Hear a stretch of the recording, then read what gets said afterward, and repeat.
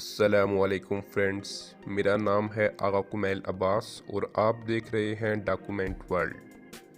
آج ہم پھر آپ کے لیے ایک نیو ویڈیو لائے ہیں، تو چلتے ہیں آج کی ویڈیو کی طرف۔ رسول اکرم صلی اللہ علیہ وآلہ وسلم نے فرمایا کہ پہلے زمانے میں ایک بادشاہ تھا، اس کے ہاں ایک جادوگر تھا۔ جادوگر نے بادشاہ سے کہا کہ میں اب بوڑھا ہو گیا ہوں اور میری موت کا وقت قریب ہے، مجھے ایک بچہ سونپ دو تاکہ میں اسے اپنا سارا جادو سکھا دوں۔ تو بادشاہ نے جادوگر کو ایک ذہین بچہ سونپ دیا۔ جادوگر اسے جادو سکھانے لگا۔ بچہ جادو سیکھنے جاتا تو راستے میں ایک اللہ کے نیک بندے کا گھر آتا، جہاں وہ نیک بندہ اللہ کی عبادت میں مصروف ہوتا یا تو لوگوں کو اللہ کی باتیں سناتا۔ یہ بچہ بھی تھوڑی دیر وہاں کھڑا ہو کے باتیں سنتا۔ جب جادوگر کے پاس جاتا تو وہ اسے مارتا، اور جب گھر جاتا تو باپ مارتا، کیونکہ جادوگر کے پاس بھی لیٹ پہنچتا اور گھر بھی لیٹ پہنچتا۔ کچھ دن ایسے ہی چلتا رہا۔ ایک دن بچے نے اللہ کے نیک بندے کو یہ بات بتائی تو اس نے کہا، جب تو جادوگر کے پاس جایا کر تو کہا کر گھر والوں نے روک لیا تھا، اور جب گھر جایا کر تو کہا کر کہ جادوگر نے روک لیا تھا۔ اسی طرح چلتا رہا، کافی عرصہ گزر گیا۔ ایک دن وہ جا رہا تھا تو راستے میں ایک بہت بڑا سانپ بیٹھا ہوا تھا جس نے لوگوں کا راستہ روک رکھا تھا۔ اس بچے نے دل میں سوچا کہ آج موقع ہے، میں امتحان لیتا ہوں کہ اللہ کے اس نیک بندے کا دین سچا ہے یا جادوگر کا۔ تو اس نے ایک پتھر اٹھایا اور اللہ سے دعا کی کہ اے اللہ، اگر تیرے نزدیک اللہ کے نیک بندے کا دین جادوگر کے دین سے زیادہ افضل ہے تو یہ پتھر سانپ کو لگے تو وہ مر جائے۔ جب اس نے پتھر پھینکا تو سانپ وہیں مر گیا۔ لوگوں نے جب دیکھا تو بچے کو اللہ کا ولی سمجھنے لگے اور اس سے اپنے لیے دعائیں کروانے لگے، اور جو بھی آتا بچہ اس کے لیے دعا کرتا وہ اللہ کے حکم سے ٹھیک ہو جاتا۔ اسی طرح بہت عرصہ گزر گیا۔ پورے ملک کو اس بچے کا پتہ لگ گیا۔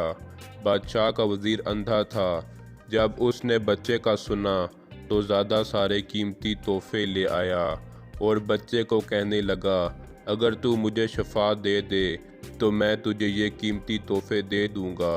بچے نے کہا، شفا دینے والا اللہ ہے، میرے ہاتھ میں کچھ نہیں۔ بچے نے کہا، اگر تو اسلام قبول کر لے تو میں تیرے لیے رب سے دعا کروں گا۔ بچے نے دعا کی، وزیر کی آنکھیں ٹھیک ہو گئیں۔ وزیر نے اسلام قبول کر لیا۔ جب بادشاہ کے پاس گیا تو بادشاہ نے کہا، تیری آنکھیں کیسے ٹھیک ہوئیں؟ وزیر نے کہا، میرے رب نے مجھے آنکھیں دیں۔ بادشاہ نے کہا، ہاں، یعنی میں نے دیں۔ وزیر نے کہا، نہیں، تیرا اور میرا رب ایک ہی ہے، صرف اللہ ہے۔ بادشاہ نے یہ سنا تو وزیر کو طرح طرح کی سزائیں دیں اور پوچھا، تجھے یہ تعلیم کس نے دی؟ تو اس نے کہا، میں نے اس بچے کے ہاتھوں اسلام قبول کیا۔ بادشاہ نے بچے کو بلایا اور کہا کہ اب تم جادو سیکھ چکے ہو اور بیماروں کو شفا دینے لگے ہو، یہ سب میری وجہ سے ہوا ہے۔ بچے نے کہا، نہیں، ایسا نہیں ہے، شفا دینے والا اللہ ہے اور میں کوئی جادوگر نہیں ہوں۔ بادشاہ نے سنا تو اسے بہت غصہ آیا۔ اس نے کہا، تمہیں میں نے تو جادوگر کے سپرد دیا تھا کہ جادو سیکھو۔ پھر بچے کو مارنے لگا اور کہا کہ یہ سب تو نے کہاں سے سیکھا؟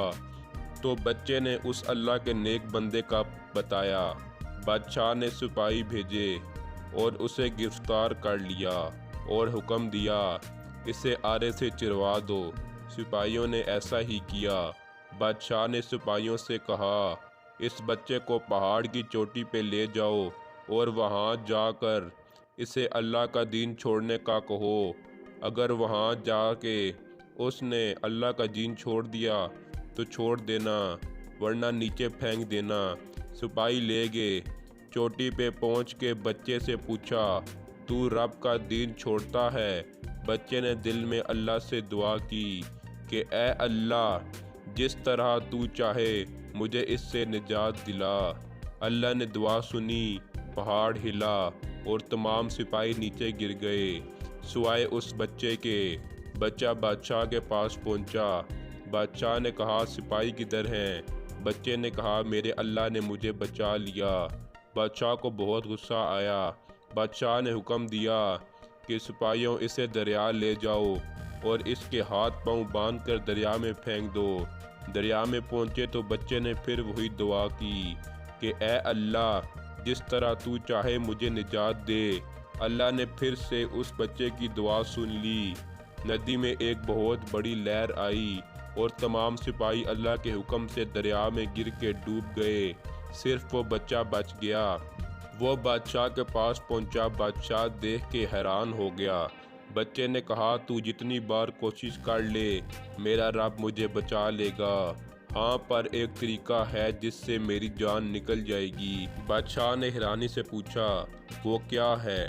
بچے نے کہا کہ تمام لوگوں کو ایک میدان میں جمع کرو اور پھر کھجور کے تنے پر مجھے سولی چڑھا اور پھر میرے تیر کو میری کمان میں چڑھا اور پڑھ بسم اللہ رب الہٰذ الغلام۔ ترجمہ یعنی اللہ کے نام سے جو اس بچے کا رب ہے، پڑھ کر تیر میری طرف پھینک، وہ مجھے لگے گا اور میں مر جاؤں گا۔ بادشاہ نے ایسا ہی کیا۔ تیر بچے کی کن پٹی پہ لگا اور وہ وہیں شہید ہو گیا۔ چاروں طرف سے یہ آوازیں بلند ہونے لگیں، ہم اس بچے کے رب پر ایمان لاتے ہیں۔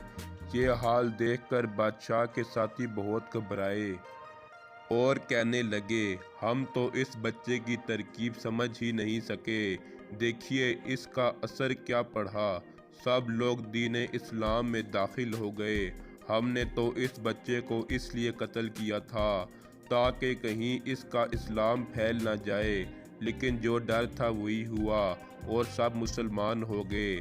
بادشاہ نے کہا کہ تمام راستوں میں خندق کھودو اور اس میں لکڑیاں ڈال کر آگ لگا دو، جو اسلام کو چھوڑ دے اسے چھوڑ دو اور باقیوں کو آگ میں پھینک دو۔